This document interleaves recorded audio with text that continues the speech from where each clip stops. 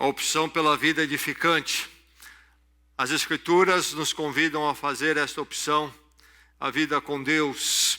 E o livro de Provérbios é um livro que se especializa em abordar diversas facetas, ou, se preferirmos, pedacinhos do mosaico da vida, em pequenos pedaços.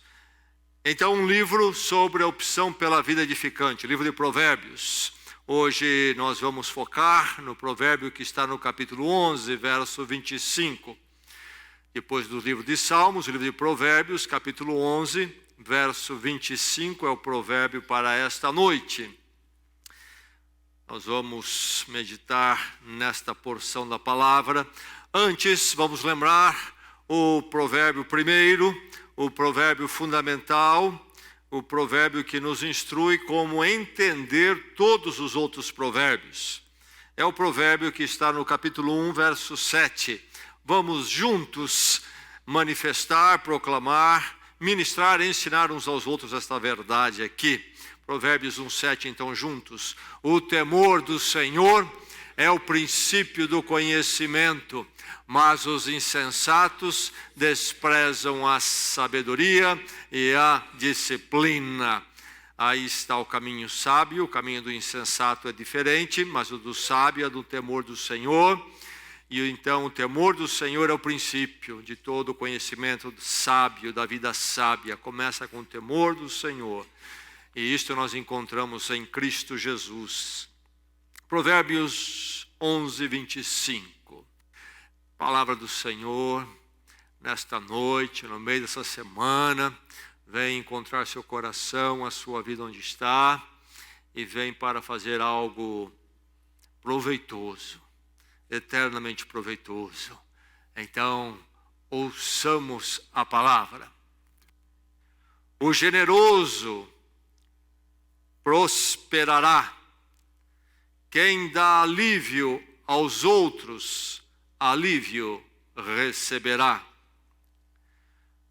O generoso prosperará. Quem dá alívio aos outros, alívio receberá. Deixe-me ler ainda dois outros textos, escritos muito depois dos provérbios, séculos mais tarde. Primeiro quero ler palavras do nosso Senhor Jesus Cristo. Então, séculos depois de Provérbios, vem Jesus e temos nos evangelhos os ensinos dele. E quero ler Lucas 6,38. Escute o que Jesus diz: deem e lhes será dado uma boa medida, calcada, sacudida e transbordante será dada a vocês. Pois a medida que usarem também será usada para medir vocês. No contexto, Jesus está falando de lidar com as injustiças que recebemos na vida. E ele nos ensina um caminho, então, de não darmos injustiça por injustiça. E ele vai até aplicar a questão financeira também. Deem e lhes será dado. Uma boa medida, calcada, sacudida e transbordante será dada a vocês, pois a medida que usarem também será usada para medir vocês. Então, a retribuição que vem de Deus, não é? Usando aqui figuras da forma que se media as coisas no passado. Então, uma boa medida, quer dizer, uma medida que é generosa, calcada, se era o caso de um vasilhame, então, que a medida era por vasilhame e não por peso. Então, ali o comerciante generoso procurava socar a mercadoria para caber mais no vasilhame. Enfim, Jesus diz que Deus há de nos retribuir. É importante lembrarmos aqui que Jesus não está ensinando uma salvação por obras, mas ele está falando qual deve ser a nossa atitude ao nos aproximarmos de Deus e então lidarmos com os outros. Se nós esperamos misericórdia de Deus e vivemos essa misericórdia e graça de Deus, então, naturalmente, também haveremos de praticar a mesma coisa, porque fomos primeiro alvos da misericórdia de Deus. Mas ainda um ensino do apóstolo Paulo, apóstolo de Cristo Jesus, ele escrevendo à igreja em Corinto, instruindo eles sobre uma oferta que deveriam fazer uma oferta filantrópica para ajudar os crentes em Jerusalém que estavam passando necessidade. Havia uma fome lá, uma falta de alimentos em Jerusalém na ocasião. E ele escreve à igreja da cidade de Corinto, que está na Grécia atual. E em 2 Coríntios 9, versos 6 ao 8, ele diz o seguinte, entre muitas coisas, instruindo sobre essa oferta: lembrem-se, aquele que semeia pouco, também colherá pouco. E aquele que semeia com fartura, também colherá fartamente. Cada um dê conforme determinou em seu coração, não com pesar ou por obrigação, pois Deus ama quem dá com alegria. E Deus é poderoso para fazer que lhe seja acrescentada toda a graça, para que em todas as coisas e em todo o tempo, tendo tudo o que é necessário, vocês transbordem em boa obra. Aquele que semeia pouco também colherá pouco, e aquele que semeia com fartura também colherá fartamente. Deus ama ao que dá com alegria. Provérbios 11, 25. O generoso prosperará. Quem dá o alívio aos outros, alívio receberá. A pergunta que surge então é esta: é você uma pessoa generosa? Você deve ter uma opinião sobre si mesmo em relação a isto. Qual é a nota de 1 a 10 que você dá para você? E mais, se você for corajoso, que nota os outros lhe dariam em relação à generosidade? Lá na sua casa, todos diriam, você é nota 10 em generosidade. Aqueles que te conhecem bem, talvez no seu trabalho. É você alguém generoso, não é? Ou você nem se importa com isso? Eu espero que nesta noite a palavra de Deus o desperte para você sair daqui profundamente preocupado, porque é um assunto da palavra de Deus. É você alguém generoso ou não é? Ou que grau de generosidade você tem?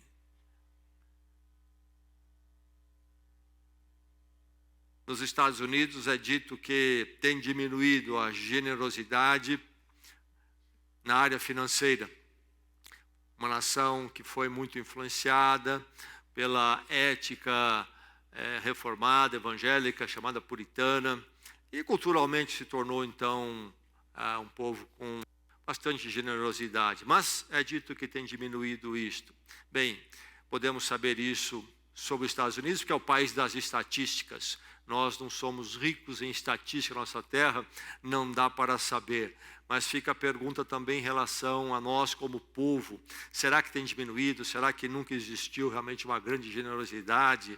Mas a questão ainda primeira e primordial é: você não é generoso? Ou se ela está diminuindo? Ou será que você está crescendo nisso? Nesta noite que a palavra de Deus o leve a crescer em generosidade, porque é a palavra de Deus, então é o que Deus espera da sua vida, e espera porque isto enriquece a sua vida. Ser generoso.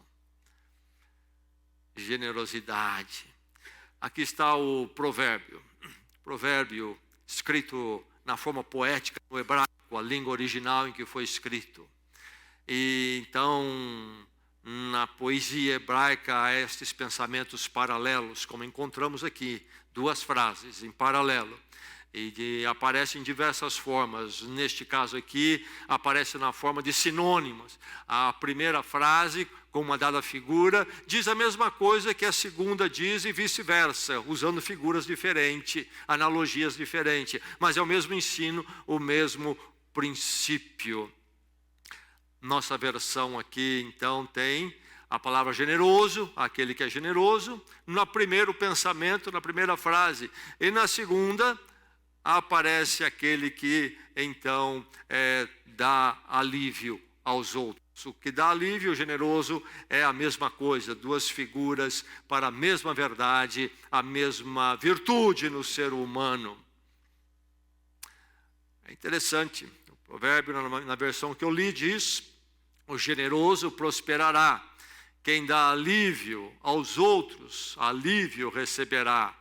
Deixe-me ler para vocês, numa tradução mais literal do hebraico, usando mais então como que a cultura pensava aquilo que era próprio da cultura e da linguagem, entre eles, aí séculos antes de Cristo, lá entre o povo de Israel. Numa tradução literal, esse provérbio seria assim: a alma abençoadora será engordada, e aquele que água os outros será também aguado. Então a alma abençoadora será engordada, e aquele que água os outros será também aguado. A época diferente em termos de provisão financeira, e também uma época diferente em termos de preocupação com peso. Ganhou peso, perdeu peso, etc. Tem colesterol, não tem colesterol. Uma época de muita atividade física e de muita preocupação com o alimento. Então, você poder ganhar um pouco de peso naquela época era sinal de bênção, de suprimento, saúde. Então a alma abençoadora será engordada. Mas também é uma época de vida agrária, agricultura. E aquele que água os outros será também aguado. Ou, se preferirmos a nossa versão, o generoso prosperará. Quem dá alívio aos outros, alívio receberá. Aí está a palavra de Deus, encontrando você neste momento da sua vida para transformá-lo em alguém mais como Deus deseja que você seja, mais belo, mais bonito e mais abençoador. Então, pratique a generosidade. Eis a mensagem da palavra do Senhor para você. Você pratica a generosidade, você é reconhecido por alguém que sistematicamente pratica a generosidade. Você ensina os seus filhos a generosidade por palavras e exemplo. Você é generoso no trabalho, é generoso no seu matrimônio, você pratica a generosidade. A palavra de Deus diz que você deve praticar. É impacto de Deus na sua vida. Avalie espiritualidade pela generosidade. Quando pensamos em espiritualidade, é uma palavra muito em voga aí, na moda nos nossos dias, e ela geralmente é usada para falar de toda uma intuição humana, às vezes um misticismo, etc. Mas a espiritualidade aqui no sentido bíblico cristão, o que é isto? É uma vida mais perto de Deus, mais como Deus quer, uma vida mais santificada, mais separada do jeito de ser do mundo sem Deus, para separada ser mais como Deus quer. A espiritualidade tem tudo a ver com o meu crescimento nas verdades de Deus, em termos dessas verdades impactarem minha vida, me transformarem, de eu viver mais próximo de Deus. Então, avalie espiritualidade, isto é, estou vivendo, tal pessoa está vivendo mais próxima de Deus, crescendo nisto, vivendo como Deus quer. Avalie a espiritualidade pela generosidade. Há algumas formas de se avaliar a espiritualidade. Medir se eu estou mais próximo de Deus, estou crescendo em santificação, estou realmente sendo aperfeiçoado, buscando ser aperfeiçoado pelo Espírito Santo, segundo a palavra. Há algumas formas, e uma das formas é a generosidade, porque é um ensino da palavra. Cristo ensinou sobre isso, o apóstolo ensinou, no Velho Testamento Provérbios ensina, que se a palavra de Deus está me impactando, estou andando mais próximo de Deus, haverei de ser marcado pela generosidade, assim como por outras coisas.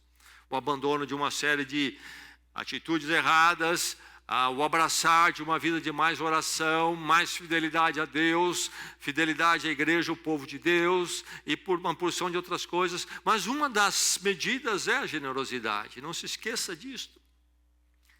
Se eu estou me aproximando do Senhor, eu estou me tornando mais generoso.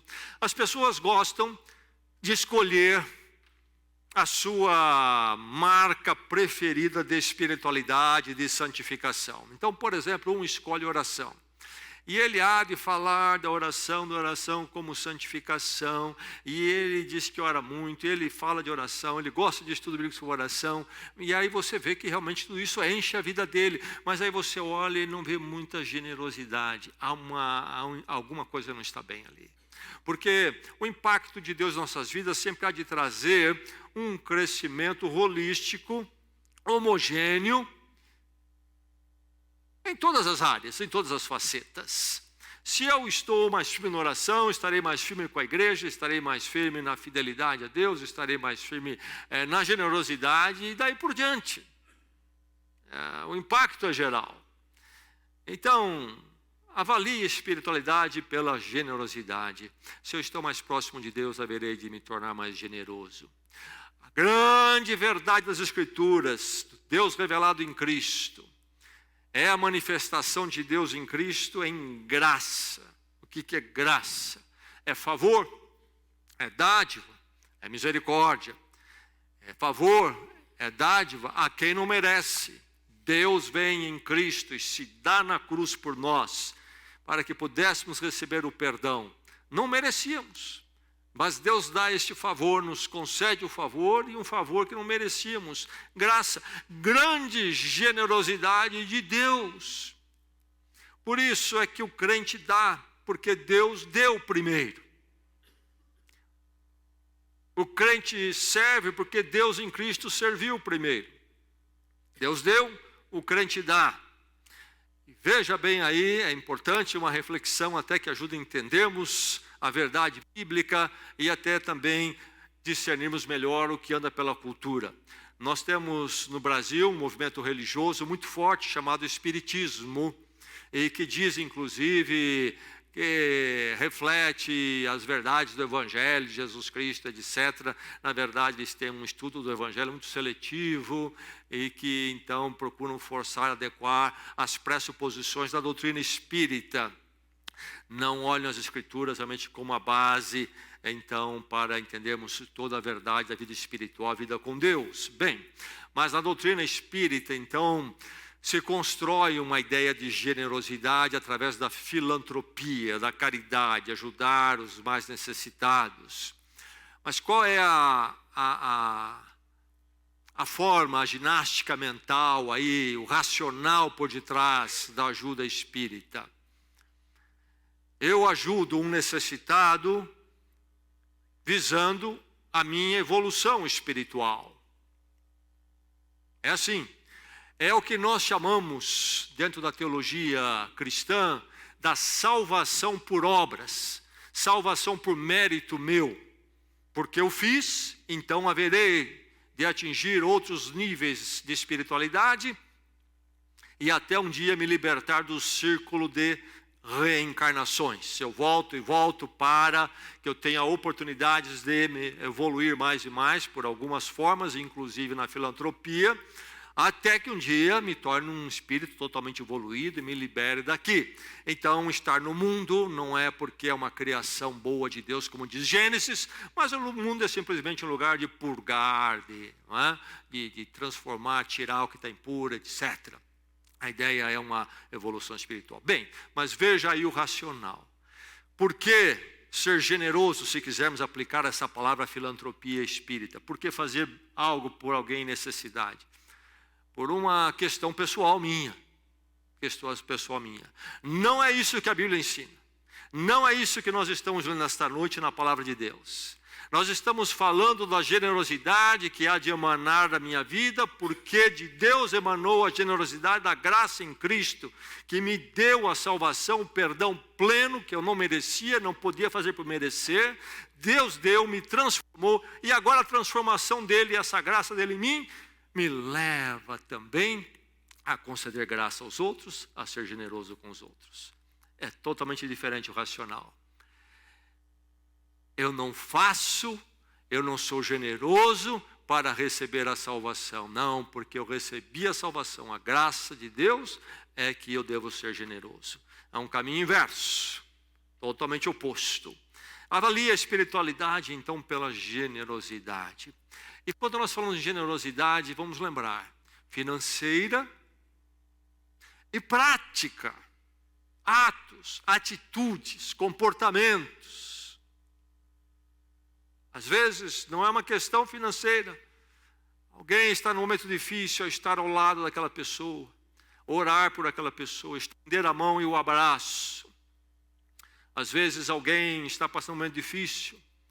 Nossa igreja tem procurado sempre crescer em generosidade. E às vezes, por exemplo, um momento difícil, de uma enfermidade, e alguns se movimentam para prover as refeições. Nem é o caso da pessoa não ter como adquirir o alimento, mas a dificuldade ali, da pessoa acamada, etc. Então, para facilitar, atitudes. E então devemos ter em nossas vidas. A minha sogra, eu creio que ela tinha muito essa generosidade de atitude, sempre preocupada com as pessoas à volta. E se você estava em pé, já vinha ela com uma cadeira, senta. Mas eu quero ficar em pé. Não, senta, a cadeira está aqui. E eu casei com a filha dela. E a filha dela, acho que aprendeu isso lá com ela também. E se preocupa muito em ser generoso, prestando atenção nas pessoas. E às vezes ela vai um pouco além. Um dia estávamos cruzando uma cidade nos Estados Unidos, grande, uma bela avenida, férias. De repente, um carro parado no meio da avenida de 4, 5 filas. Carro para todo lado. Um carro bem velho.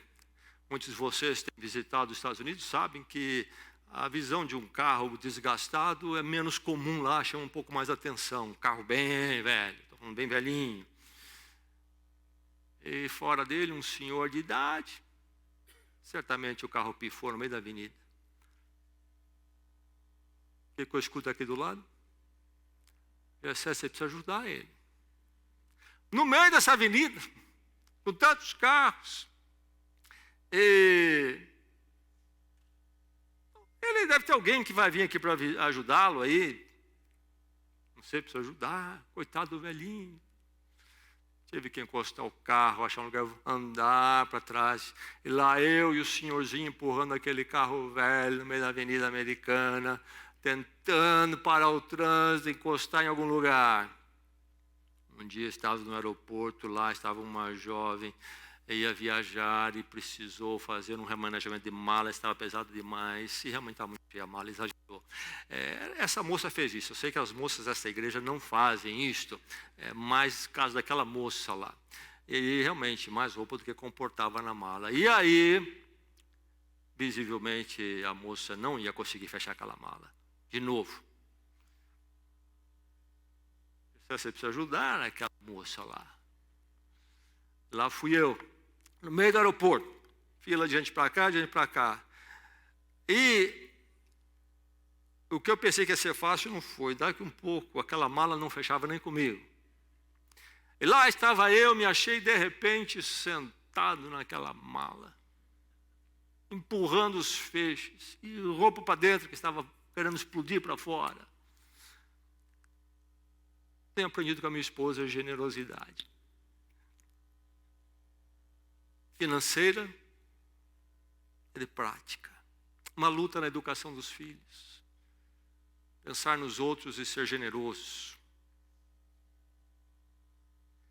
Na área financeira, pensarmos no dinheiro como algo que deve ser visto por nós como uma ferramenta além do meu conforto, do meu enriquecimento.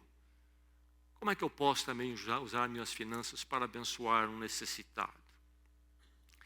Nossa igreja temos visto tantos fazerem isto, ajudando, por exemplo, até a pagamento de mensalidade de faculdade de um jovem de valor que não podia pagar.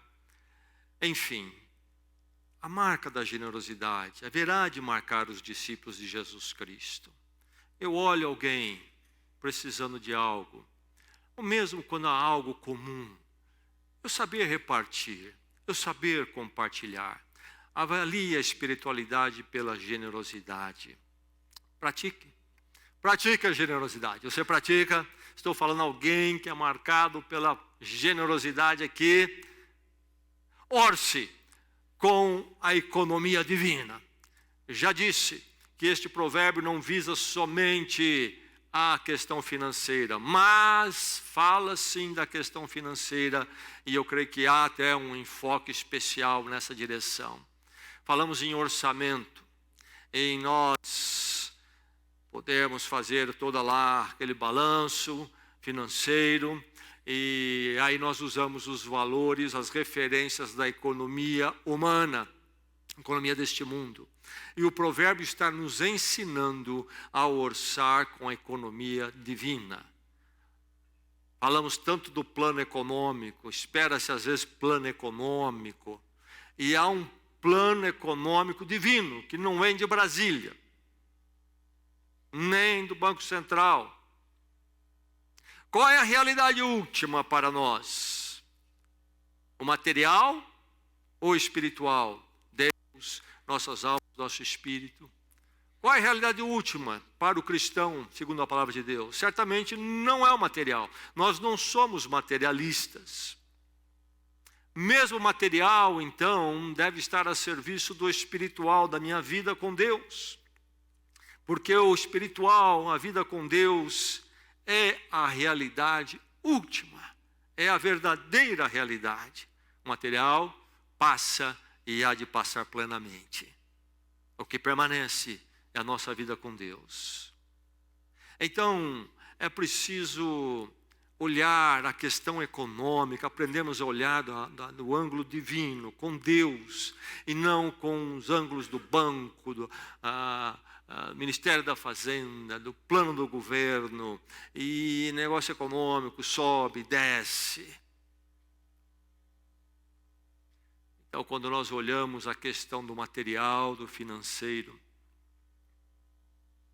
nós fazemos as contas, nós olhamos com a perspectiva da coisa ir para cá ou para lá, precisamos somar aqui mais um elemento, mais um fator, que se chama Deus, maior do que Brasília, maior do que qualquer plano econômico de qualquer governo.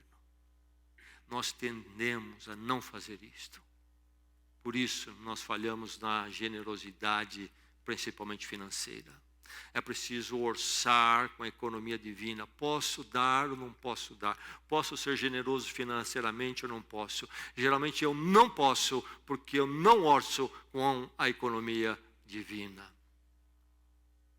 O fator Deus. Recursos materiais juntos com o divino. Note bem, o princípio aqui é tudo bíblico. Então, cristão verdadeiramente está segundo Jesus Cristo. Em nenhum momento aqui estamos falando de que há um princípio esotérico, até místico por detrás. Existe, por exemplo, chamado um princípio, que tem até um livro com o nome desse princípio, e quem escreveu certamente ganhou muito dinheiro. Princípio da atração. Então, aqui no universo existe essa lei aí mística, não é? E aí você vai aprender lá um caminho esotérico de fazer a lei da atração trabalhar para você. Não é nada disso. Trata-se da soberania de Deus sobre tudo em nossas vidas, inclusive sobre a nossa economia, nossas finanças. Pratique a generosidade, orce com a economia divina.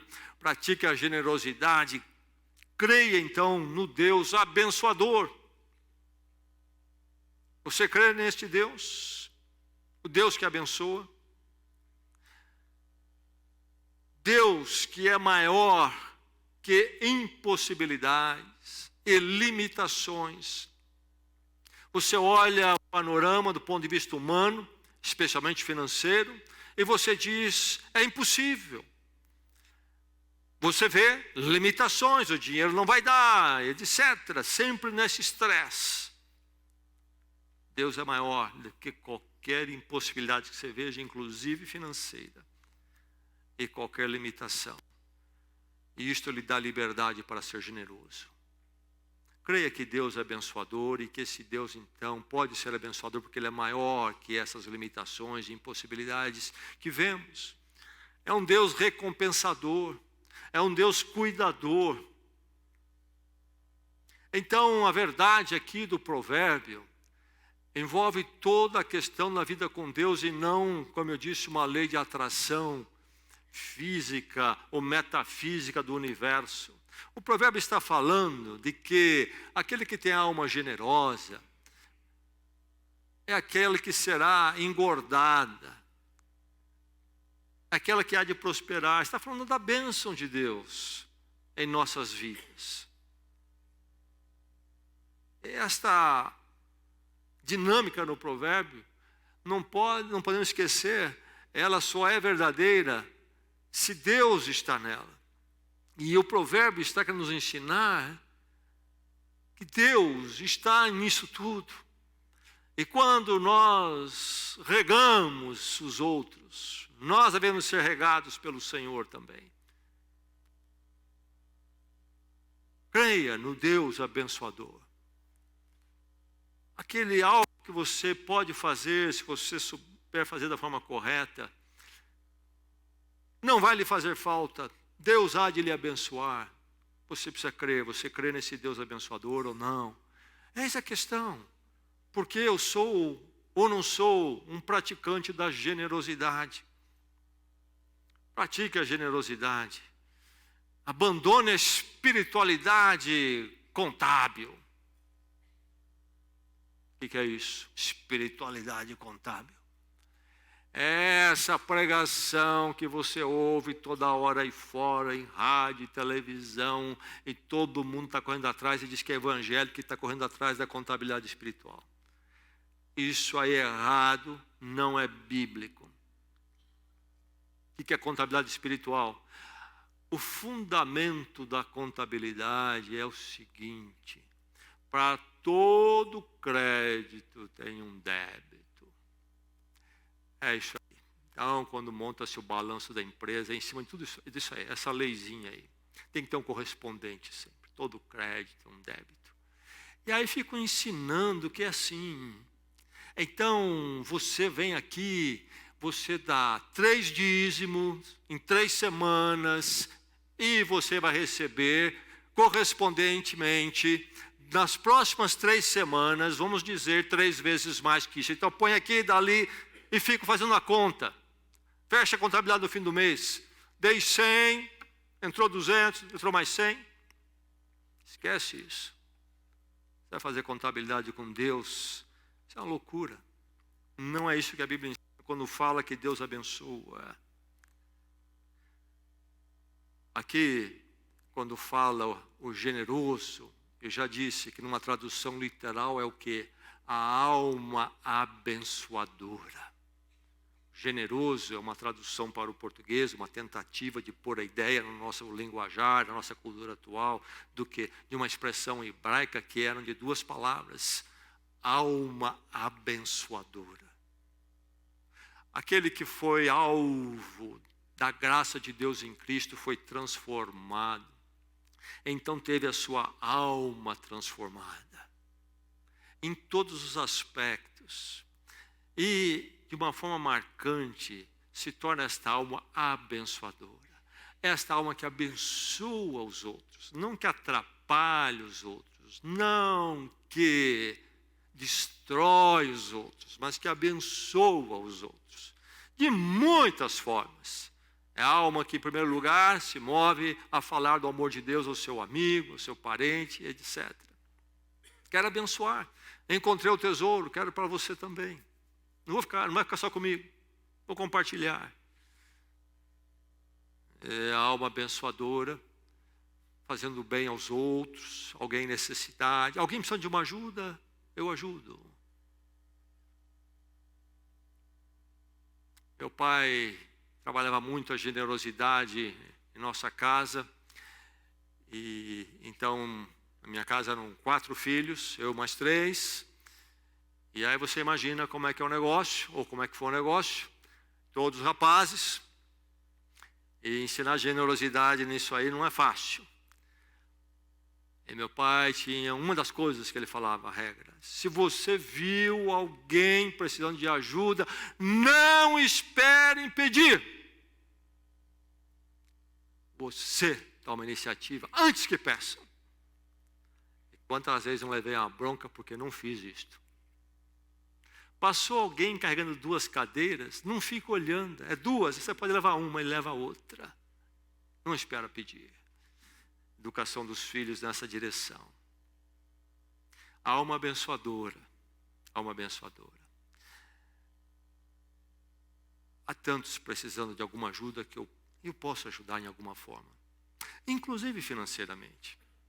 Inclusive financeiramente. É ser essa alma abençoadora. Então, o que é uma abençoadora? Não é esta que está fazendo débito e crédito com Deus. É aquela que se dá e dá, porque é da natureza dela. É próprio, ela é abençoadora. Ela foi abençoada. Deus deu generosamente a graça transformadora em Cristo. E agora ela é assim. Então a bênção do Senhor vem para aquele que anda desta forma. E eu quero dar o meu testemunho aqui. E talvez muitos se levantariam e diriam, eu posso dar o mesmo? Para a glória de Deus. Eu nunca consegui bater Deus em termos de dar. Entendeu? Nunca consegui. Nas minhas lutas, em pequenez, então a gente faz algo e faz algo aqui. E Deus sempre faz mais. Agora, na contabilidade divina, não. Tem momentos difíceis, mas eu olho a minha história e eu fico pensando como é que eu cheguei até aqui. Todo dia eu dava o dízimo, então aí entrava. Uma vez fui procurado por um rapaz. Um aperto financeiro, já percebi logo, era meio roleiro, aquele negócio, meio aquele tipo pequeno empresário complicado. E ele tinha passado por uma igreja onde ele aprendeu a contabilidade espiritual, lidar com Deus desse jeito aí. E ele tinha vindo num culto, por um acaso, naquele culto preguei uma dada mensagem, numa quarta-feira assim, ele interpretou tudo diferente, porque é o que ele queria ouvir.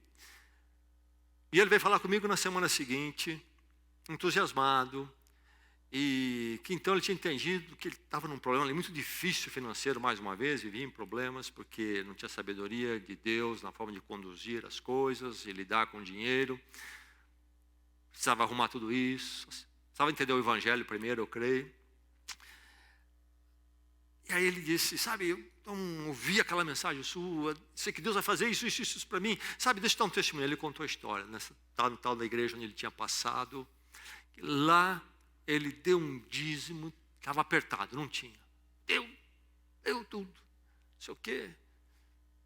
Dinheiro que inclusive não era dele, estava no caixa da empresa, mas era dinheiro que tinha que ser remetido para pagar credor, pagar imposto, etc. Juntou lá, fez o tal do dízimo, que ouviu tanto falar, o tal do desafio, não sei o quê. E ele contou para mim, no dia seguinte eu fui ao banco, não é que na minha conta tinha caído um valor X. Perguntei a ele, mas você foi falar com o gerente do banco sobre esse valor? Não. Mas não é uma questão da honestidade cristã, você verificar de quem é esse dinheiro? Porque se caiu na sua conta, é de alguém. Talvez o caixa errou. E se ele não descobrisse a diferença, ele vai pagar por esse dinheiro aí. Entendimento totalmente errado. Meus irmãos, não é crédito e débito com Deus, é uma história com Deus, onde você vive pela fé, generosidade, sendo uma alma abençoadora, onde você for, em todos os momentos, e Deus vai cuidar de você, e vai fazer melhor. Jogar fora qualquer ideia de que com Deus pode se barganhar, meu irmão, Deus não é mais um que frequenta a feira do rolo de Bragança. Você vai ficar troquinha com ele. Que Deus é esse? Que Deus é esse? Abandone a espiritualidade contábil. Pratique a generosidade. Torne-se generoso pela disciplina. Uma disciplina espiritual. Uma disciplina com Deus. Ser generoso com os outros, esporadicamente. Ser disciplinado. Alguém precisando, há um apelo digno, um apelo correto. Precisamos de sabedoria para aplicar a generosidade. Por exemplo, na área financeira. A quem vou dar? Com qual objetivo? Para que vai ser usado esse dinheiro? Essa pessoa é um investimento que justifica isto? Etc. Responsavelmente, ficar atento, esporadicamente surge uma necessidade aqui, seja ali. Ou então, alguém precisa da minha generosidade em termos de um apoio espiritual. Quem sabe eu vou mandar um WhatsApp, está uma hora difícil, meu irmão, hoje levantei uma oração por você. Continua esperando no Senhor, Deus vai cuidar de você. Generosidade, também meu tempo, enviei uma mensagem. Esporadicamente surgem. E eu fico naquela disciplina espiritual de ficar atento, ser sensível quando surge. Posso eu fazer algo? Posso eu ajudar em alguma forma? Mas também precisamos aprender, não só esporadicamente, mas com regularidade. O que é isso? No meu orçamento, espero que todos nós tenhamos um orçamento, precisamos de orçamento, como vamos gastar o dinheiro. E lá nós vamos colocar algumas coisas fundamentais, se for o caso, aluguel, prestação de casa, sim, supermercado, plano de saúde, coisas fundamentais. E eu quero crer que você haveria de incluir o dízimo ali também, porque se não incluir também não vai dar. E incluir ali uma oferta regular para ajudar alguém mais necessitado do que você. Todos nós temos alguém mais necessitado do que nós somos. E por isso todos nós podemos fazer algo por alguém. Talvez alguém diria, o que eu posso fazer aqui é R$10, mas então faça. Ou seria R$50 por mês. Destine para lugares dignos, a porcentagem regular, para um beneficiário que você sente paz em fazer, sabendo que o dinheiro vai ser usado de forma sábia. Podemos pensar em diversas situações, inclusive pessoais, mas um exemplo apenas, nós temos uma instituição que nós apoiamos aqui na igreja, o SAMA, e cuja direção é quase toda da igreja, o presidente é da igreja, faz um trabalho sério lá, e posso destinar todo mês, fixo, sagradamente, uma porcentagem para algo assim. Estou apenas citando um exemplo. Há outros. Se você esperar sobrar, você nunca será generoso, porque não sobra. Eu fui muitas vezes abençoado, de muitas formas em generosidade, inclusive financeira. E eu não me esqueço disto. Procuro lembrar então dos outros que eu posso também, às vezes, ajudar. Precisamos ter disciplina, porque senão não vamos fazer isso. Pôr ali no meu programa o que eu vou fazer por alguém mais necessitado do que eu. Todo mês, uma quantia. E isso, inclusive, fará bem à sua alma. E se você é pai ou mãe, será um grande testemunho diante dos seus amigos. Será um grande ensino aos seus filhos. Ver que isto para você é sério. Você faz isto. Regularidade. Porcentagem fixa, destinada a ajudar alguém. Torne-se um generoso, então, pela disciplina. Esporadicamente, regularmente. Seja um generoso geral. Com tudo e com todos. Com tudo e com todos. Eu falei aqui de ofertar, por exemplo, ao SAMA. mas talvez dar um pouco do tempo. Ainda, creio que foi ontem, tive uma pequena breve reunião com um irmão da igreja que veio de outra cidade, viajou, passou aqui para tratar um assunto comigo, tínhamos marcado um horário. Ele estava com a sua Bíblia na sua mão.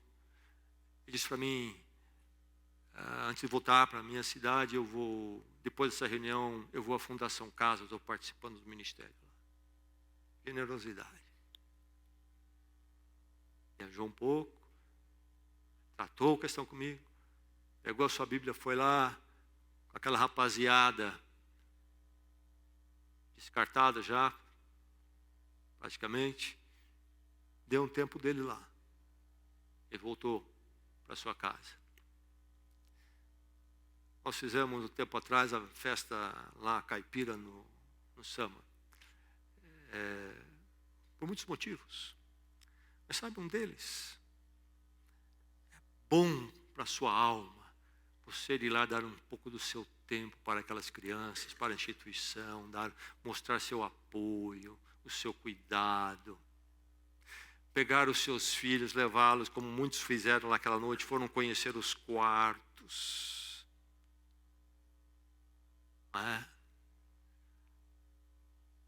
E é muito bom, faz muito bem para os seus filhos.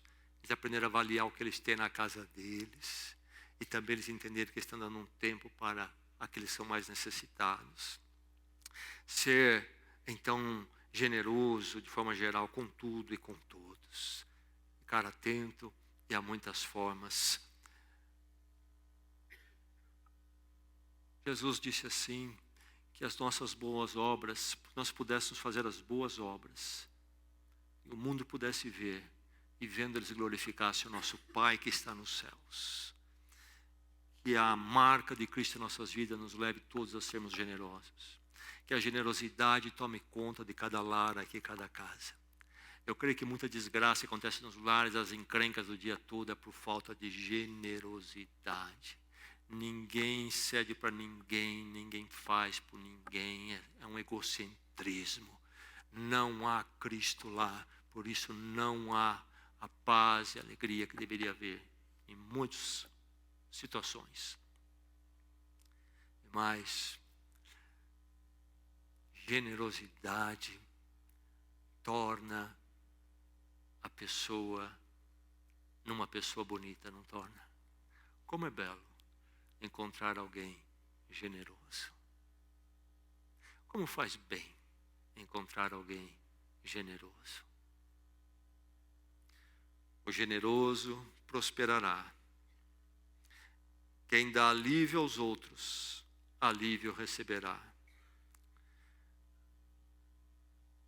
Lembrem-se, aquele que semeia pouco, também colherá pouco. E aquele que semeia com fartura, também colherá fartamente. Cada um dê conforme determinou em seu coração, não com pesar ou por obrigação, pois Deus ama ao que dá com alegria. Vamos orar na presença do Senhor.